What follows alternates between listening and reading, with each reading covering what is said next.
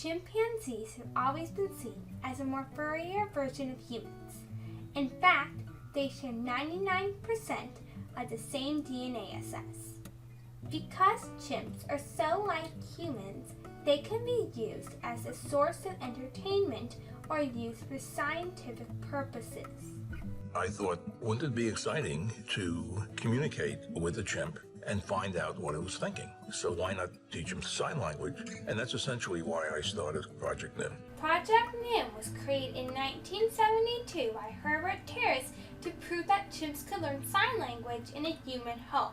Over 50 teachers helped prove many theories wrong at the time.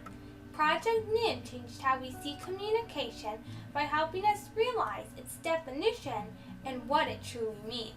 It was in November of 1973. Herbert Terrace had chosen Nim Chimpsky as his subject to teach sign language. Nim was born in the Institute of Primate Studies in Oklahoma. The project was designed to prove whether chimps could really communicate with humans. There was no family discussion. It was just, oh, we're having a chimp. We're going to teach a sign language. It was the 70s. Almost instantly, I saw how complicated this was going to be.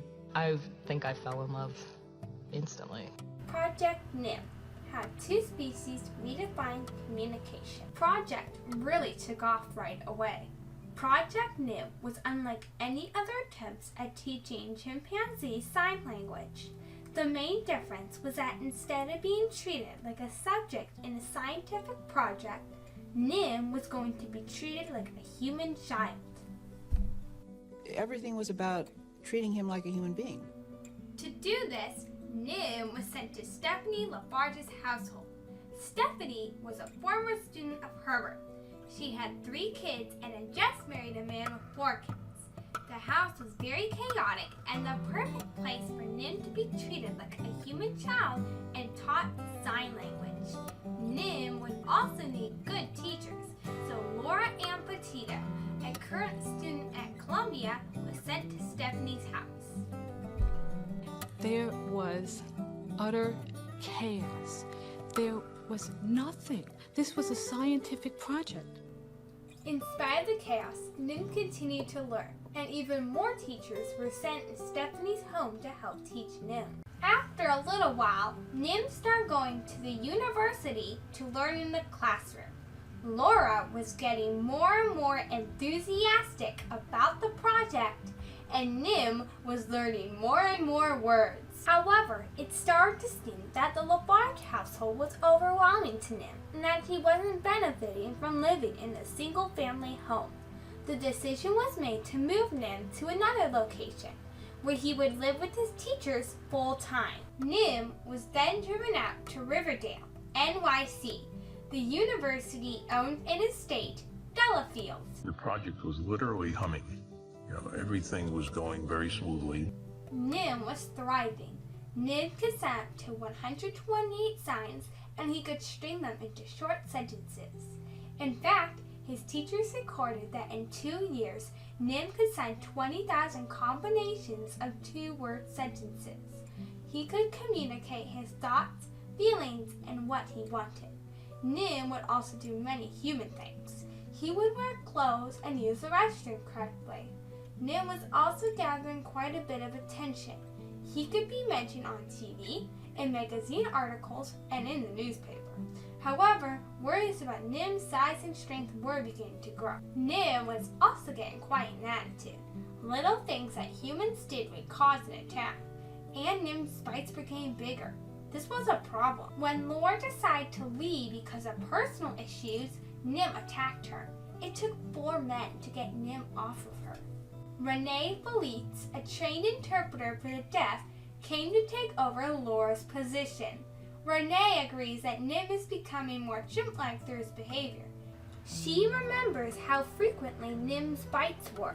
I mean, it hurt. His bites hurt. You felt when he bit your hand, he got the nerve, and you'd get a running shock up your arm. He'd make that face and sign sorry. Although his behavior was a concern, Nim signing sorry was another example of how Nim would communicate his feelings. Even though he's becoming more aggressive, Nim was still learning to communicate. He was growing smarter and smarter. And smarter in the sense of recognizing situations that he could take advantage of. It was July 28, 1977, when an impactful event happened that ended the project. Renee was holding Nim, and Nim harshly bit her face, causing lots of damage. Renee had to go to the hospital because she had an open wound. The attack was very random and no one expected it. After the incident, Herb called the project off because of the danger. After 4 years of trying to turn the chimp into a human, Nim let his chimpanzee nature get the better of him. The decision upset some of the project members. The project had been going so well, and the teachers did not want to call off the project. But safety came before science, so the decision had to be made.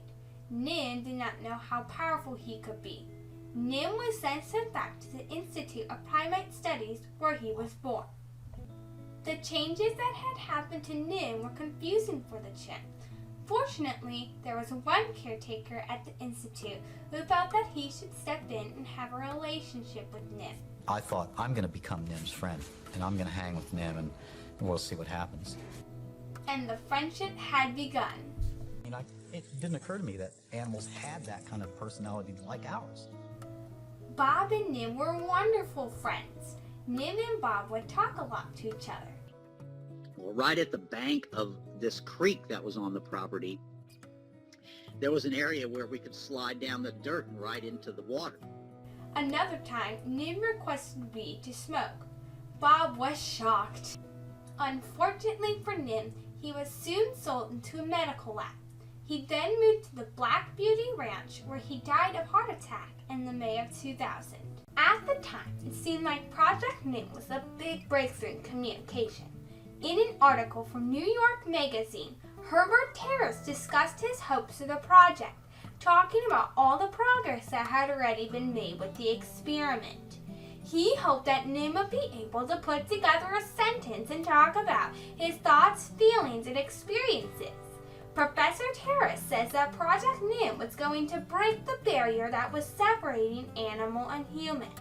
One reporter quotes, "Man's unique capacity for language has been challenged by a tongue-tied chimp using the gestural language of the deaf." After the project, Professor Terrace analyzed Nim's communication. While looking at it, he started to change his perspective on Project Nim. His theory is that Nim was not truly communicating. He believed that Nim was copying his teachers and not really signing his own words. He also says that Nim's sentence length did not increase, unlike a human child. Professor Terrace believes that Nim was only signing to get rewards, not to express his thoughts, feelings, and ideas. Although Terrace believes that Nim was not really communicating, Bob Ingersoll and Renee Felice think differently. Did he communicate? Yeah. And did he have comprehension? Yes. If I said, "Are you hungry?" I'm hungry. He walks up to the fence, and then he signs like this, "Open," which is what he wants me to do to the gate. It's fairly easy to understand that that might not be grammatically correct, but he's indeed asking me, using sign language, I understood what he requested. So I think that the questions that they were asking, the first generations of sign language researchers, weren't really the right questions. They should have been asking whether or not these chimps can even communicate using any kind of system and not necessarily worry about teaching them English.